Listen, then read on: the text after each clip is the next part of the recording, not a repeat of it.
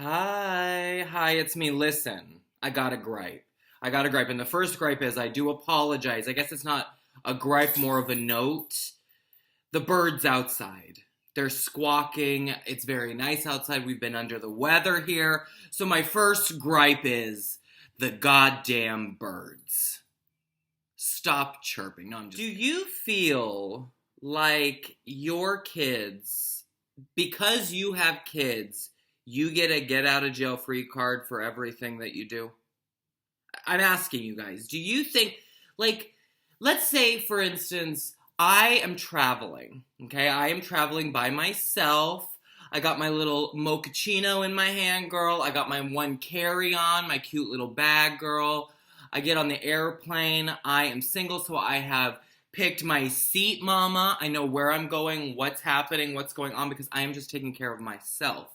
Now you come along and you come walking, and you, because you did not organize properly when you were booking, you booked your plane ticket where your seat is not next to your child. Huge problem, right?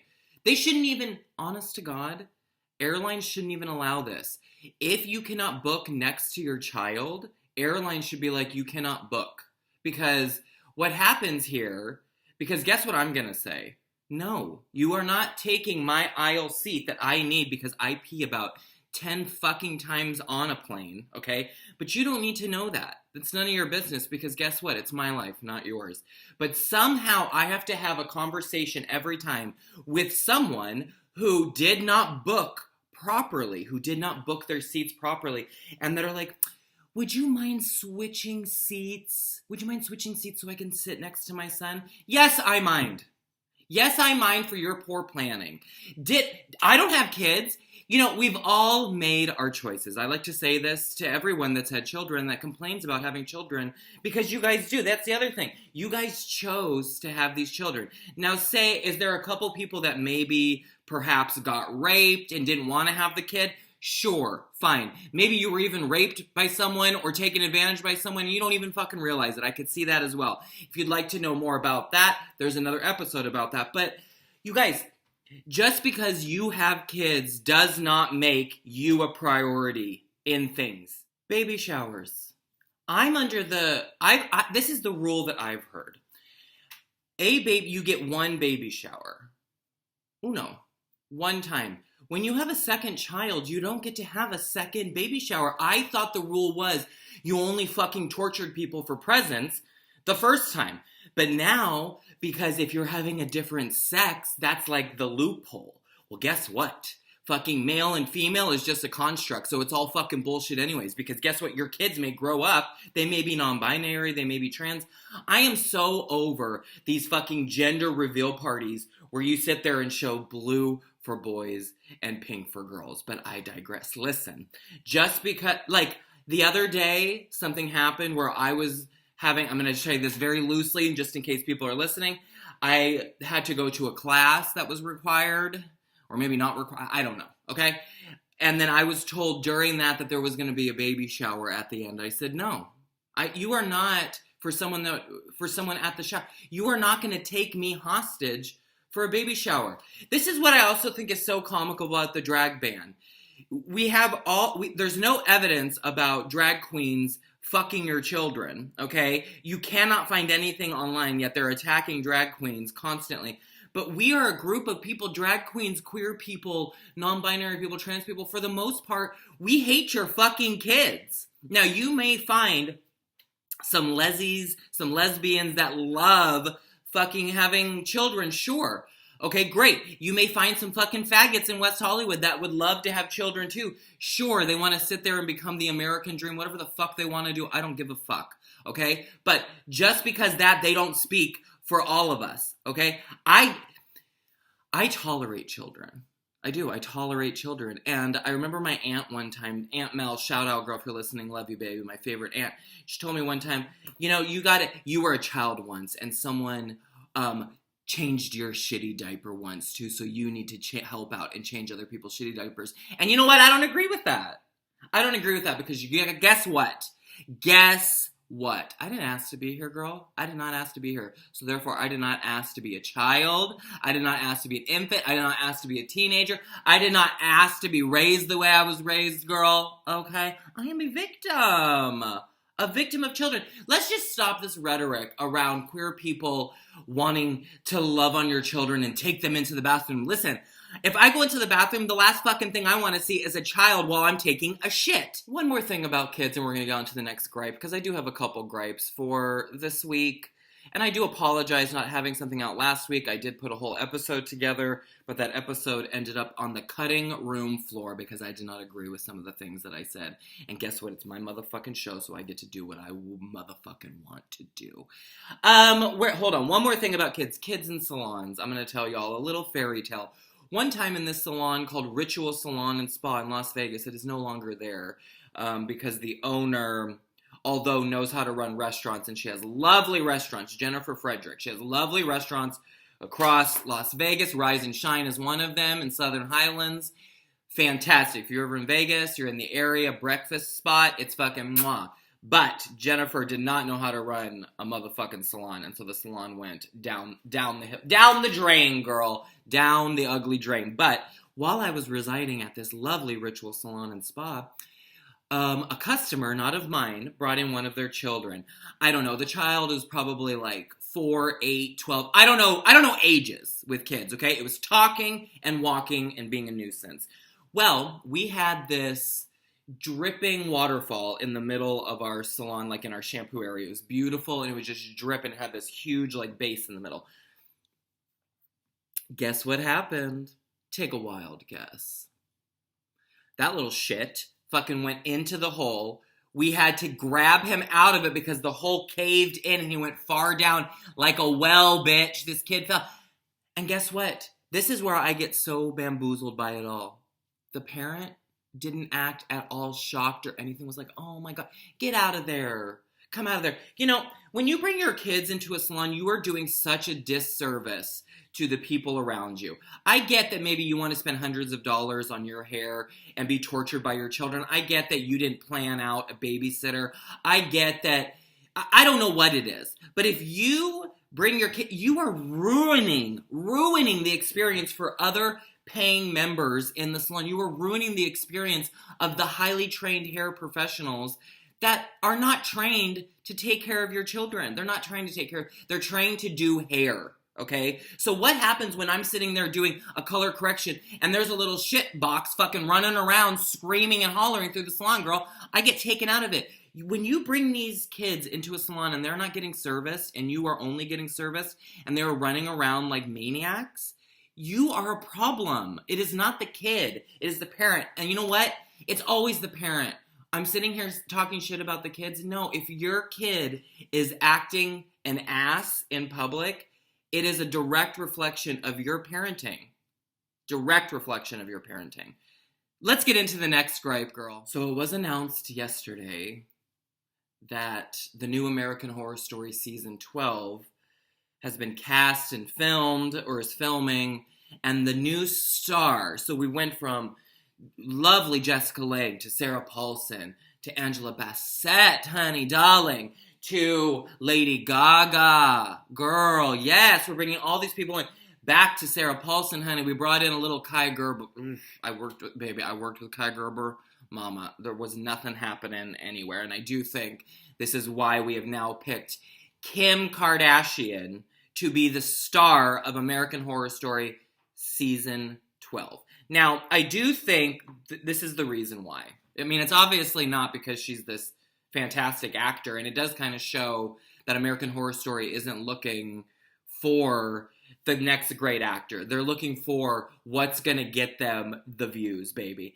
And when you go and look at Kim Kardashian's social media, well, she has like 350 million followers. So, of course, Ryan Murphy or Ryan Murphy Productions, whoever, is wanting Kim Kardashian to come in because she's going to share it, and hopefully that'll save American Horror Story, the show, because it's fucking dwindling. The show is dwindling. I'm going to say this. Okay, so also, I didn't realize this, but Haley, I don't know her last name, this girl, she's been following me. I didn't know who she was. It said writer on her profile. We're all fucking writers. We're all actors. We're all creators. So I just don't take any of that too seriously. Who knows what's going on? So yesterday I put up a video talking about Kim and how ridiculous this casting is and how much of a whatever. And it just so finds out that this Haley girl who's following me, she's the showrunner and the writer for the show. I don't know why she's following me, though. She's probably following me because Paulson is following me. Maybe she saw something with Paulson. I don't fucking know, because she follows Paulson, too. But Paulson is no longer part of Ryan Murphy Productions, okay?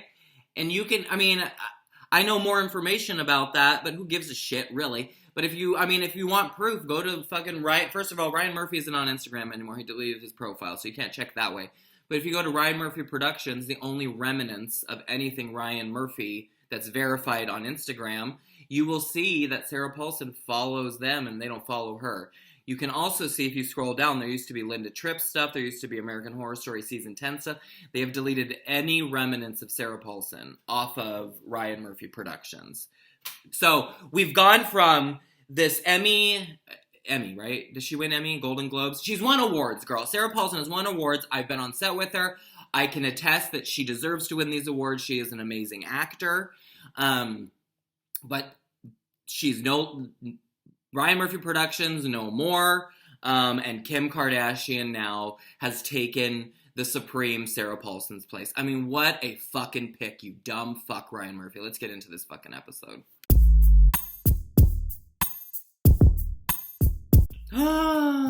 Welcome back to the Hall Monitor of the Universe show. The Hall Monitor of the Universe show. The Hall Monitor of the Universe show. Hey! Oh boy. There goes my alarm telling me to wake the fuck up and shut the fuck up. Okay. So, hold on. I have P with me for grooming. Couldn't find the kitties. My mom just text messaged me, girl, everything's fine, Patty, don't worry about it. So I decided that today, let's do a more we got the gripes out, but let's do a more uplifting, something more storytelling. I did an episode last week, and if you saw, it went up and came down. I talked about some really personal stuff, and I talked about a family member, and I didn't feel great about it, and so I ended up taking it down, and I beat myself up, because I was like, I spent so much time doing last week's episode, and then I thought, you know what, I can do whatever the fuck I want. If I don't feel good about something, I'm going to take it down. I don't need to sit it up and torture myself, okay? And that should be a good lesson for y'all. Like, if you guys don't know, just do what you know. If the only thing you know is to run, girl, out of a situation, motherfucking run, girl, okay? And I think we need to just stop beating ourselves up. I don't know about you, but I am in a constant state of, you could have done this better. And I'm sick of it. I'm fucking sick of it. But what I want to talk about is the people that I grew up, fictional characters that I grew up loving and that have made me the queer, homo, faggot that I am today. Oh, I shouldn't say queer or faggot or homo, but guess what? I'm allowed to, because that's what I was fucking called consistently. So it's my podcast and I can say those words. So if you're offended, please don't leave me, okay? Okay, so my number one hero, the number one person that I have fallen in love with from the moment that I saw her, and I wanted to be everything, embody everything that she was. And the character's name was Counselor Deanna Troi, and she was on a TV show called Star Trek: The Next Generation that aired in 1989 all the way into the late 90s, had 4 movies. And now Miss Counselor Deanna Troi, who is played by Marina Sirtis, look her up. She's fucking fantastic, British actress, okay? If I ever write something and get something greenlit, I want her to play my mom, Marina. Please. I don't know if I could get through scenes. I would be crying and gagging being in just the sheer presence of you. But let's get into it. So, from the first moment I saw her, if you've seen it, she has this beautiful, dark, curly, at first it was like permed because it was like the late 80s, and then they smoothed out the curls, and she would always be the only character on Star Trek: The Next Generation that would consistently be in different outfits. They would change other people's outfits here and there, but Deanna's outfits were so good. The first one, the first episode, it was like this blue, very normal dress, which it's like, okay, staple on Star Trek. It's very much the, the nurse in the original series look. Then after that, I do believe she went into this all black, pulled up bun. Okay, wasn't my fave. But those episodes, the first couple seasons of TNG, if you go back, if you hear this and you're like, I'm going to go watch The Next Generation, really loosely watch the first 2 seasons. It really picks up season 3 and on. And then everything after that, my fucking Basset Hound's moving because I love her to death, but she knows every time I'm filming that she has to be up in the fucking business. So the black suit, she goes into consistently other suits. What am I talking about?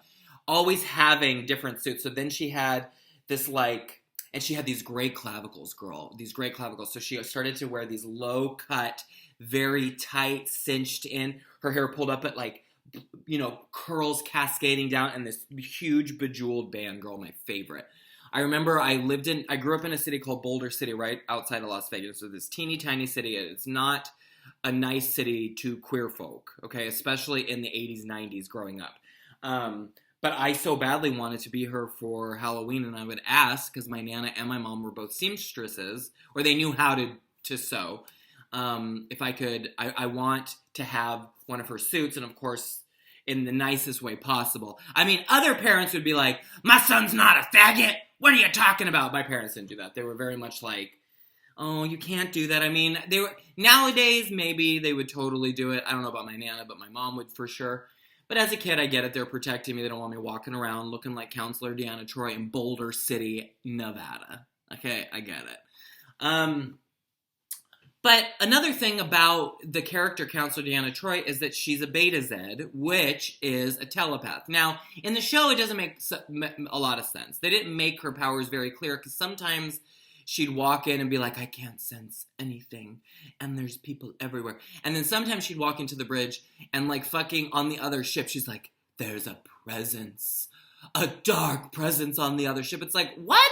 I don't get her powers. And now in Picard, she can eliminate other people's emotions. So obviously her powers have grown, but I was always so attracted to the fact that she was all very attractive, obviously. And listen, I'm shallow. I'm a shallow motherfucker. I love pretty things. So she was gorgeous, and she was fucking powerful. I mean, when her mind stuff would work for her, she was fucking powerful.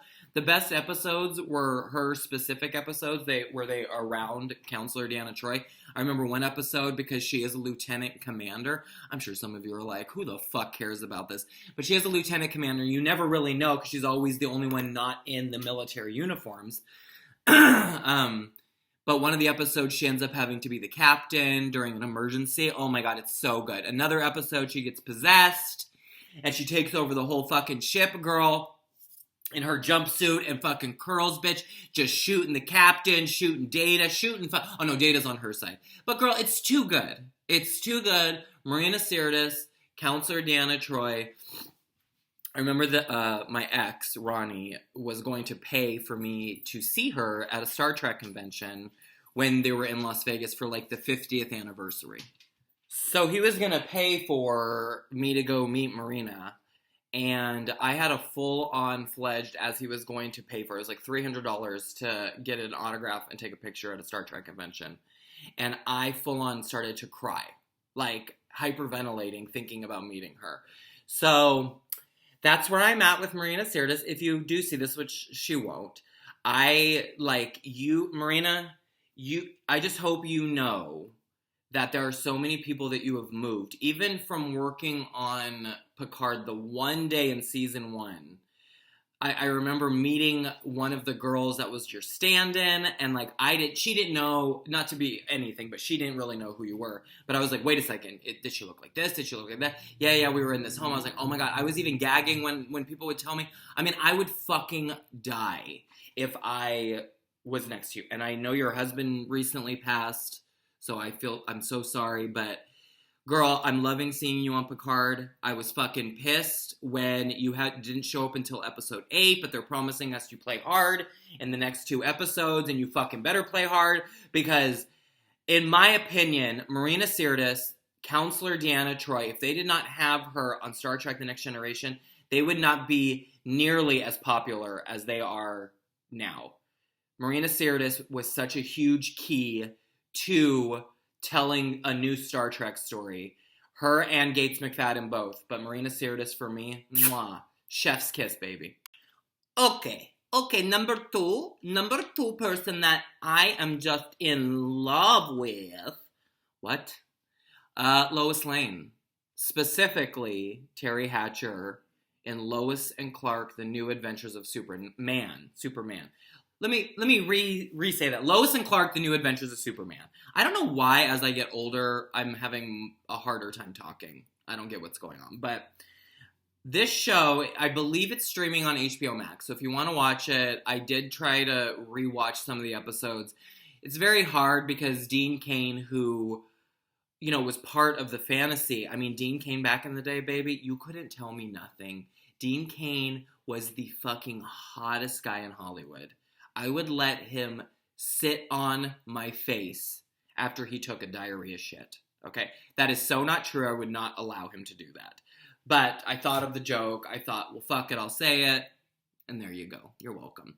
But I would definitely let him sit on my face with a fucking clean ass. Now, back then. Today, I mean, he's a hardcore Republican. He's totally part of all these, like, conspiracy theories with the GOP. I mean, it's such a bummer that Dean Cain has gone down such ugly, fucking stupid, ignorant road, okay? Terry Hatcher, last time I saw her, we're just doing catch-up. Last time I saw her, she dressed up as Lois Lane and went to a Comic-Con and was interviewing random Supermans. So things aren't going well for Terry Hatcher, but I do think Terry Hatcher, when she was on Desperate Housewives, multiple reports coming out that she's so hard to fucking work with, and so I can see why, you know, the stars have fallen. Okay, I can see why. And I don't even know what Dean Cain. I know that Dean Cain reprised a role in like Supergirl or something. He played like someone's dad, but then he was a bad guy. Bitch, I don't fucking know. Okay, all I know is this show back in the day, and you know what I loved about it? Obviously you have the all-American boy that we are trained to love, which is like the blue-eyed, dark hair man who is so polite he's gonna save us all the time, okay? That's like the American dream. So we have Superman, right? Can do anything, only one weakness. Well, two, kinda. Lois and Kryptonite, right? And then you got Lois Lane, who is one of my forever fucking role models because she is a truth seeker. She always, despite putting herself in danger, always has to find the truth. Now, do we think she puts herself in danger a lot more because she knows she can scream for Superman and get help? Sure. Right? Of course. Why would you not put yourself in more danger if you're a thrill seeker, right? But I just love the fact that she was always just this spunky bitch. Her hair was always blown out perfect. Terry Hatcher's fucking Lois Lane also had the best suits. They were all tailored. They were like pinks, purples. Bitch, it was everything. It was so good. It was like watching the comic book. And I loved rewatching a couple of the episodes because I knew exactly where they were on the Warner Brothers lot. I love that I filmed on there. I love that I can sit there and say that I've walked on the same streets as fucking Lois Lane on the Warner Brothers lot. But definitely Lois Lane, Terry Hatcher will always hold a huge piece of my heart. And she was so funny. Like, if you watch the show, totally funny. Would fucking railroad men. That's not something you saw a lot back in the 80s, 90s. I was always so attracted to women that would stand up for themselves. You know? Another one. Let me just do two, because at first it was one and then shifted into another. The Great X-Men. If you grew up a millennial, you watched X-Men the animated series, baby. It was the best reflection of the X-Men 90s comics that we could ever get. Disney Plus has it if you've never watched it.